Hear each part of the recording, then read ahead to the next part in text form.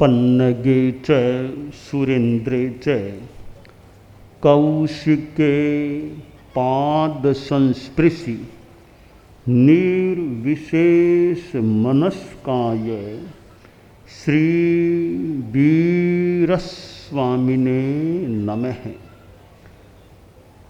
आर्हत वाङ्मय में कहा गया है, विनयम्पि जो उवा एण चोइओ कुप्पई नरो दिब्बम सो सिरि मेज्जन्ति दंडेन पड़ी से है। आदमी के जीवन में सद्गुणों का विकास होना चाहिए। हमारे जीवन की एक बहुत बड़ी संपत्ति सुसंस्कार सद्गुण होते हैं और सद्गुणों का विकास का कुछ मूल उपादान तो हमारे भीतर में हो सकता है। हम पीछे से क्या लेकर आए हैं। हम यानी कोई कहता है बच्चा तो कोरी पाटी कोरा कागज है, जो लिखना हो सो लिख दो। यह बात किसी दृष्टि से ठीक हो सकती है। एक दूसरा चिंतन है कि बच्चा कोरा कागज नहीं है, कोरी खाली पाटी नहीं है, वो पता नहीं पीछे से क्या क्या लेकर आया है। जहाँ आत्मा का शाश्वत अस्तित्व माना गया है या शाश्वत है आत्मा, और जन्म जन्मांतरों की परंपरा है, तो पिछले जन्मों से कौन क्या कर्म संस्कार लेकर के आया है, वे संस्कार निमित्त पाकर अथवा जैसे भी उभर सकते हैं। तो बच्चा है, उसमें संस्कार देने का प्रयास तो करना ही चाहिए, पर बच्चे के भीतर भी कई चीज़ें सन्निहित हो सकती है। जैसे आचार्य श्री तुलसी थे, बालावस्था में साधु बन गए। आचार्य श्री महाप्रज्ञ जी और भी छोटी अवस्था में साधु बन गए। अब इतनी छोटी उम्र में साधु बने हैं तो कल्पना या संभावना की जा सकती है कि पीछे से क्षयोपम संस्कार लेकर आए हैं, तब इतनी छोटी उम्र में वे साधु बन गए थे और अंतिम श्वास तक वो सन्यास उनका चला। साधु सब बने न बने, पर भीतर में संस्कारों का खजाना हो सकता है। सुसंस्कार भी हो सकते हैं और कुसंस्कार भी हो सकते हैं। एक बच्चा बहुत शांत रहता है, स्थिर योगी है, ज्ञानार्जन में बड़ी रुचि है, धार्मिकता में आकर्षण है। इससे हम कल्पना कर सकते हैं कि पीछे से कोई धार्मिक संपर्क में रहा हुआ बच्चा है, पिछले जन्मों में कहीं वे संस्कार इसके मानो उभर रहे हैं। एक दूसरा बच्चा धर्म की बात सुहाती नहीं और बहुत गुस्सेल है, उच्छृंखल है, बहुत ज़्यादा चंचल है, तो हो सकता है पीछे से जो लाया है वो चंचलता के संस्कार को लाया है, गुस्से के संस्कार को लाया है, अहंकार के संस्कार को लेकर आया है, अधर्म रुचि को लेकर आया है।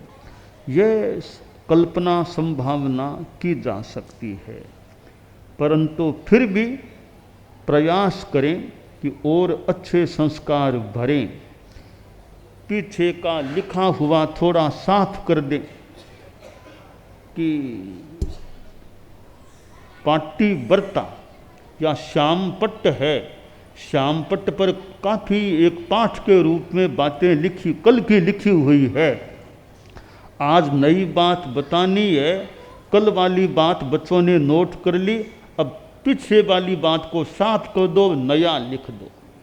तो बच्चा मान ले पीछे से अच्छे संस्कार नहीं लेकर आया, थोड़े खराब संस्कार हो सकते हैं, हम उन संस्कारों को साफ करने का प्रयास किसी रूप में कर सकें तो करें, और नई बातें इस बच्चे रूपी पाटी पर, श्यामपट्ट पर लिखने का प्रयास करें। तो अच्छे संस्कार देने का प्रयास तो हमें करना ही चाहिए। पीछे से लाया है तो अच्छी बात है, लाया है तो और अच्छी बात है, नहीं लाया तो हमारा प्रयास थोड़ा सफल होगा, कुछ सफल होगा, तो बच्चे में अच्छे संस्कार आ सकते हैं। ऐसी कल्पना संभावना की जा सकती है। पढ़ने की बात है कि पढ़ने से भी अच्छे संस्कार आ सकते हैं। हम क्या पढ़ते हैं, बस क्या पढ़ते हैं, यह महत्वपूर्ण चीज है। अच्छी चीज़ों को पढ़ेंगे तो अच्छे संस्कार पुष्ट हो सकते हैं। ऐसी वैसी चीज़ों को पढ़ेंगे तो कहीं, वो भी बच्चे हैं तो ऐसी वैसी चीज़ें दिमाग में हावी प्रभावी हो सकती हैं। कि मूल और अनुवाद, अनुवाद का भी अपना महत्व उपयोग है। कैसे है कि मूल का तो ज्ञान है नहीं, तो ऐसी स्थिति में अनुवाद से कुछ तो मिलेगा ही, आशा रखें। अब हमारे आगम हैं, मान लो अर्धमागधी भाषा जो भी है, उस भाषा से सामान्य आदमी समझ नहीं सकते कि क्या धम्मो मंगल मुक्किट मैर, क्या जाजा बच्ची रेणी, वो समझ नहीं पाते। तो ये उनकी व्यवस्था है कि वे आगम की मूल भाषा को तो समझ नहीं पाते। तो फिर उपाय क्या? उपाय फिर एक है अनुवाद। जनता की भाषा में अनुवाद कर देंगे तो 100% नहीं तो 90% समझेंगे तो भी ठीक है।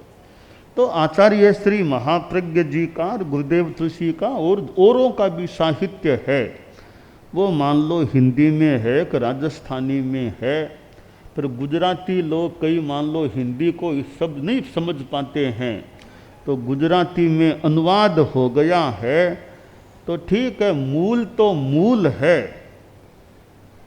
पर मूल नहीं है तो अब देवता का मूल शरीर तो मूल है, फिर उत्तर वैक्रिय से काम होता है। उत्तर वैक्रिय भी, और भी बड़े बड़े लोग चक्रवर्ती जैसे उत्तर वैक्रिय शरीर, तो मूल पाठ है साहित्य का, वो तो मूल है ही, पर मूल को सब नहीं समझ सके तो गुजराती विज्ञों को गुजराती भाषा में, कन्नड़ विज्ञों को कन्नड़ में, आंग्ल भाषा विज्ञों को अंग्रेजी में, यूँ अलग अलग भाषाओं में वो सामग्री मिल जाती है। तो 100% नहीं तो 95%, 97 उनको सामग्री प्राप्त शायद हो जाए। अब तीर्थंकर की वाणी है, अब आम जनता सारी मान लो उस भाषा को नहीं समझ दे तो उस अपनी अपनी भाषा में वो समझ लें तो ज्ञान। अब कई बड़े समारोह, बड़े बड़े भवन होते हैं शहरों में, अब एक आदमी भाषण देता है, अलग अलग भाषाओं में अनुवाद साथ में होता है, श्रोता उस अनुवाद को सुनकर के बात को जानने का प्रयास करता है। तो ये अनुवाद का अपना महत्व है। कोई मान लो अंग्रेज आ गया और संत मान लो अंग्रेजी को नहीं समझ पा रहे हैं, तो फिर दुभाषिया ट्रांसलेशन करेगा, इंटरप्रिटेशन करेगा, तो दोनों को एक दूसरे की बात समझाने का प्रयास हो सकता है। तो ठीक है कि एकदम शुद्ध दूध नहीं है, थोड़ा सा पानी मिला हुआ, तो उससे भी काम चलाएं, और तो क्या करें। अब अनुवाद में कहीं कहीं गलतियां भी हो सकती है। अनुवाद करने वाला दोनों भाषाओं का अच्छा वेत्ता हो और लेखक के विचारों को पकड़ सके वैसा हो, तब तो ठीक है, वरना गलती हो जाए। अब जैसे कि भक्त कथा, देश कथा, राज कथा, हिंदी में आ गया भक्त कथा, देश कथा, राज कथा। अब भक्त कथा का मतलब मान लो भोजन के बारे में कथा, अगर ये अर्थ है भोजन के संदर्भ में कथा बात करना।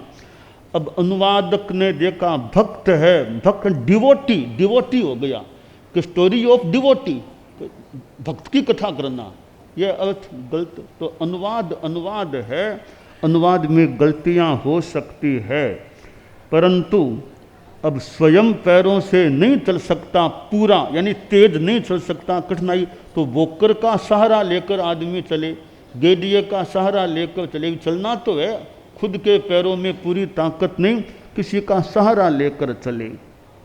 तो साहित्य है, संस्कारों के सृजन में साहित्य का भी अपना एक योगदान हो सकता है। तो आदमी किसकी संगत में रहता है, अच्छे आदमी की संगत में ज़्यादा रहेगा, अच्छे संस्कार आ सकेंगे। अच्छे साहित्य के संपर्क में रहेगा, अच्छे संस्कार आ सकते हैं।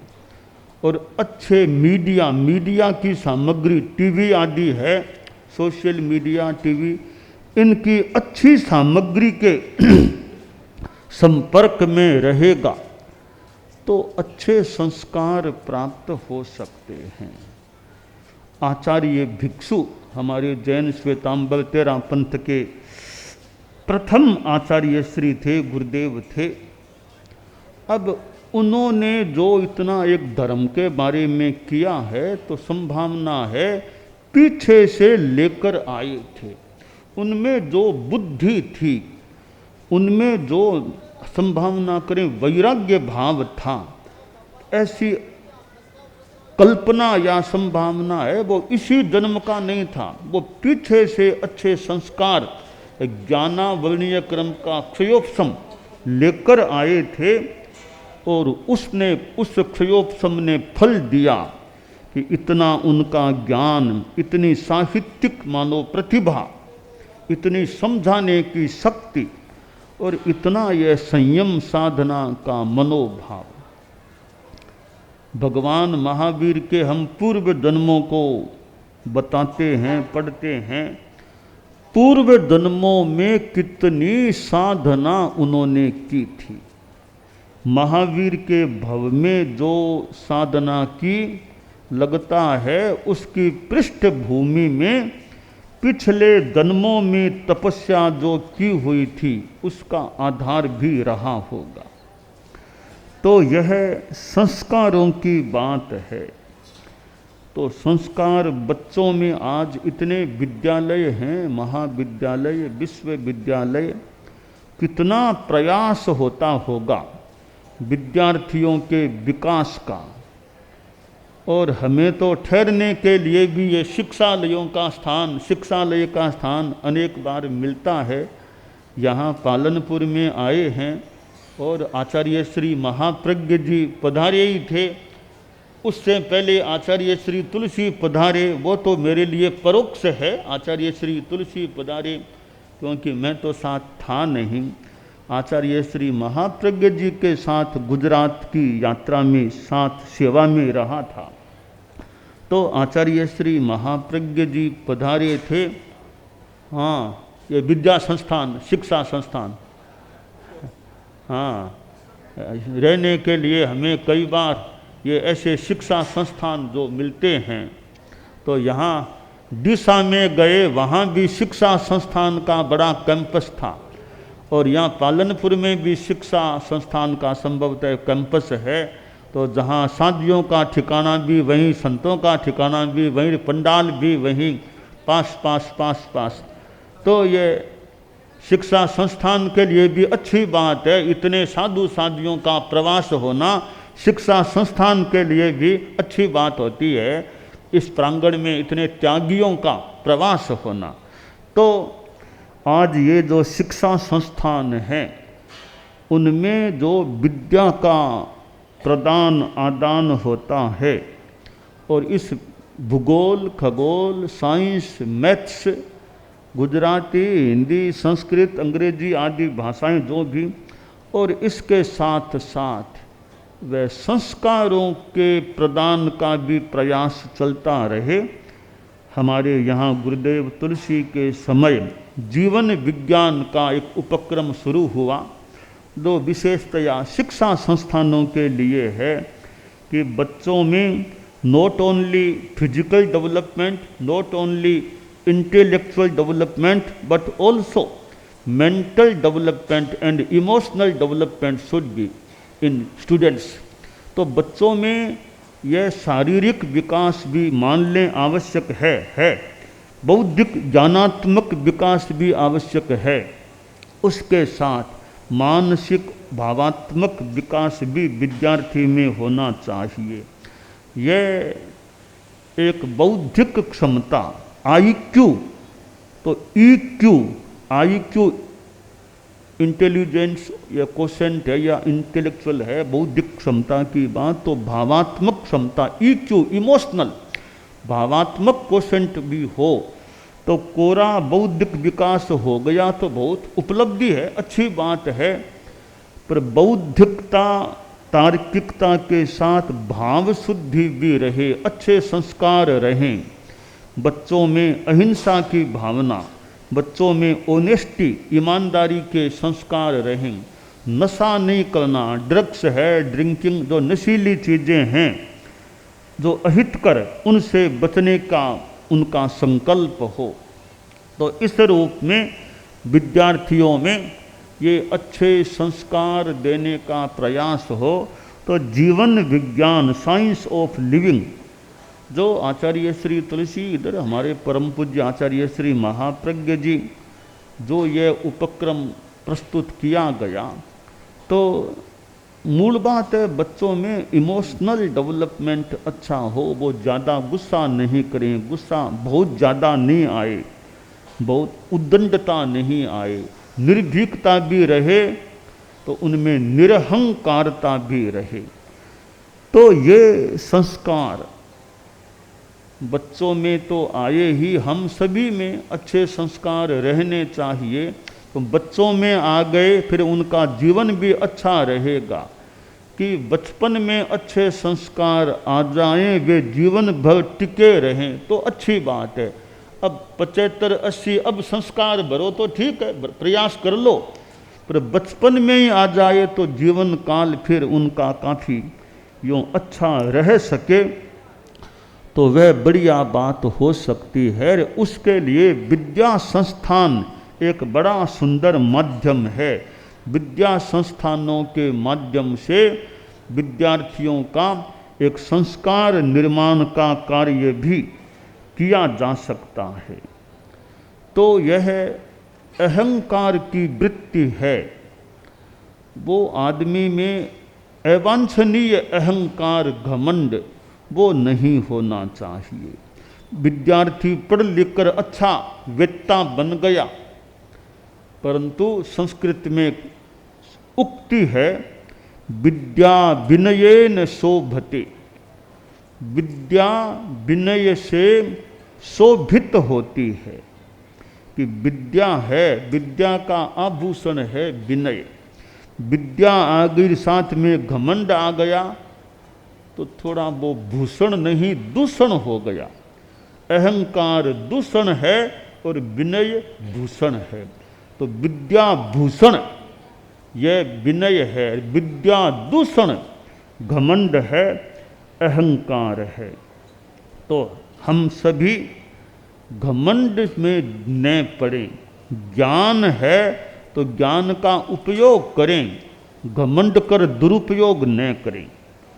और ताकत है शरीर में तो ताकत का सदुपयोग करें, ताकत से दूसरों को दुख देने का उद्दंडता पूर्वक प्रयास न करें। आपके पास धन है, गृहस्थ हैं, तो धन का भी घमंड नहीं, धन के प्रति ज़्यादा मोह भी नहीं, धन का भी जितना आसक्ति का परित्याग कर सके। तो यह एक निरहंकारता भी एक अच्छा संस्कार है। अभिमानम सुरापानम, अभिमान को मदिरापान कहा गया। तो हम ये इस अहंकार की वृत्ति से बचने का प्रयास करें। कुछ उपलब्धि है तो उसका दिखावा न करें। एक सन्यासी था, जा रहा था, मार्ग में एक साध्वी जी मिल गई। दोनों ने सोचा, रे हम तो एक ही गुरु के द्वारा दीक्षित हैं, साथ में दीक्षित हुए थे, बहुत वर्षों बाद आज मिलना हुआ है। तो सन्यासी बोला, साध्वी जी याद है ना, साथ में दीक्षा ली थी? कहाँ महाराज याद है। तो बहुत लंबे काल के बाद आज मिलना हुआ है। कि हाँ मुनि जी, आप उधर बिछड़े, हम उधर चले गए, लंबा काल हो गया। तो कहा, और आपके साथ में साध्वियाँ क्या, और साध्वियाँ भिक्षा आदि के लिए गई हुई हैं? तो कहा, कुछ चर्चा वार्ता करें। हाँ आप टाइम बताओ, चर्चा वार्ता करें। तो सन्यासी ने सोचा, मैं दिखाऊं मेरे पास क्या उपलब्धि है। तो सन्यासी बोला कि चर्चा वार्ता कहाँ करेंगे, आप बताओ, आप वहाँ आ जाएं, कहाँ करनी है? नहीं, कहाँ क्या करनी है, चर्चा वार्ता नदी में बैठकर करेंगे, नदी के पानी में बैठ के चर्चा करेंगे। यानी सन्यासी दिखा रहा था कि मेरे में उपलब्धि लब्धि है, मैं पानी पर भी बैठ सकता हूँ। साध्वी जी समझ गई कि बाबा जी को तो थोड़ा लगता है दिखावा है कि मैं पानी पर बैठने की मैंने लब्धि प्राप्त कर ली है। तब साध्वी जी ने सोचा, थोड़ा मेरे सह दीक्षित, इनको थोड़ा संबोध तो देना चाहिए। बोला, भाई जी महाराज, आप तो सह दीक्षित हैं, तो हम तो गुरु भाई बहन है ना, एक गुरु के ही शिष्य शिष्या हैं, तो भाई बहन हो गए, गुरु भाई गुरु बहन हैं, तो मैं आपको अपना भाई जी महाराज जी मानती हूँ। तो भाई जी महाराज, पानी में तो सचित पानी का संगठा होगा, तो वो जीव विराधना और की बात हो जाएगी। हम तो खुले आकाश में बैठ कर चर्चा करें, वहाँ चर्चा करें। पानी में तो जीव हिंसा की बात है, अपकाय के जीवों की हिंसा, और भी कोई जीव मर जाए, फूलन हो तो वनस्पति काय की, तो हम तो आकाश में अदर में बैठ करके चर्चा करें, तो कैसा रहे। अब सन्यासी ने सोचा, रे यह तो लब्धि मेरे पास है नहीं अदर में बैठने की। तो बोला, नहीं नहीं, अदर में बैठने की तो नहीं, बात नहीं हो सकती। साध्वी जी बोली, महाराज आपने कुछ तपस्या साधना की होगी और पानी में अदर में बैठने की लब्धि आपने सिद्ध कर ली होगी। मैंने मान लो अदर में बैठने की सिद्धि प्राप्त कर ली, पर इनसे कौन सा बहुत बड़ा काम हो गया। एक मछली भी पानी में तैर सकती है और मक्खी आकाश में घूम सकती है, तो हम बैठ भी गए, क्या बढ़िया काम किया। आत्मा का कल्याण करें वो बढ़िया बात है। सन्यासी को लगा कि मेरे में थोड़ा दिखावा करने का भाव आ गया था। चर्चा तो उपाश्रय में हो सकती थी, क्यों मैंने कहा नदी में बैठकर चर्चा करें। तो ज्ञान हो, लब्धि हो, शक्ति हो, शक्ति ज्ञान लब्धि, इनका हमें, हमारे संत लोग भी बैठे हैं, साध्वी जी भी हैं, पता नहीं कोई साध्वी जी के पास वो लब्धि है या नहीं कि वो पानी में और में आकाश में बैठ के चर्चा कर लें। संतों में किसी के पास है या नहीं कि पानी में बैठकर कर सकें चर्चा, हो न हो तो लब्धि कुछ हो भी, कम से कम ज्ञान की थोड़ी ज्ञान है, थोड़ी विद्वत्ता है, तो वो तो उपलब्धि हो ही सकती है। तो हम उसका भी घमंड न करें भी, ठीक है ज्ञान है, ज्ञाने मौनम क्षमा शक्तौ त्यागे श्लाघा विपर्यय है। ज्ञान है तो दिखावा करने के रूप में नहीं बोलना चाहिए, मौन रखो। ज्ञान है तो भीतर में पड़ा है। क्षमा शक्तौ, शक्ति है,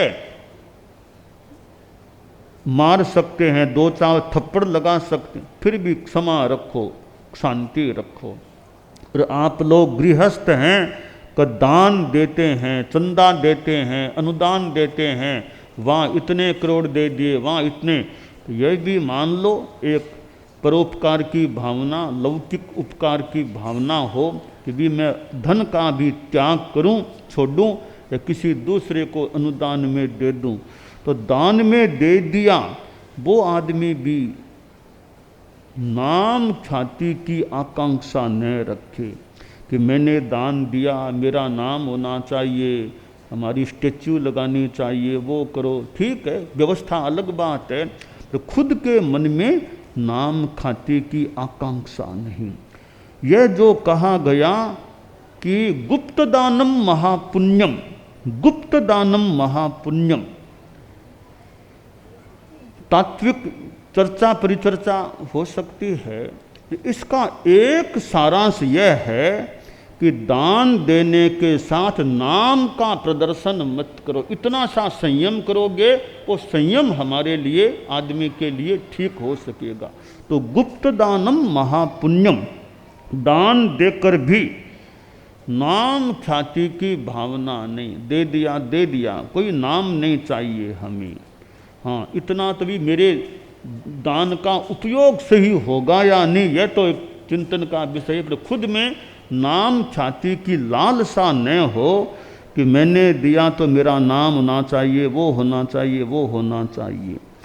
तो यह त्यागे श्लाघा विपर्यय है। त्याग यानी दान, दान देकर भी श्लाघा प्रशंसा वो कामना नहीं रखना। तो ये अच्छे संस्कारों की बातें हैं। ज्ञान होने पर भी मौन रखना, दिखावा नहीं करना ज्ञान का, और शक्ति होने पर भी क्षमाशीलता रखना, दान करने पर भी नाम ख्याति की लालसा नहीं रखना, और विद्या होने पर विनय को साथ में जोड़ देना, विद्या युक्त, विनय युक्त विद्या हो। तो ये अच्छे संस्कार विद्यार्थियों में भी आए और हम सभी में अच्छे संस्कार रहें तो हमारी आत्मा अच्छी बन सकेगी और यहाँ से अच्छी संपदा लेकर जीव आगे जाएगा तो आगे भी अच्छा रहने की संभावना की जा सकती है। तो आज हमारा पालनपुर में आना हुआ है और यहाँ भी अच्छा समय का अच्छा उपयोग हो, पालनपुर की जनता में सद्भावना, नैतिकता, नशा मुक्ति के मनोभाव भी पुष्ट होते रहें। हमारा श्रावक समाज, तेरापंथी श्रावक समाज है जो उनमें भी कितने दिनों से लगे हुए होंगे इस उपक्रम के लिए, धार्मिक संस्कार उत्साह अच्छा बना रहे। सब में अन्य जैन समाज हो उनमें भी अच्छे संस्कार, सब में अच्छा रहे। मंगल कामना।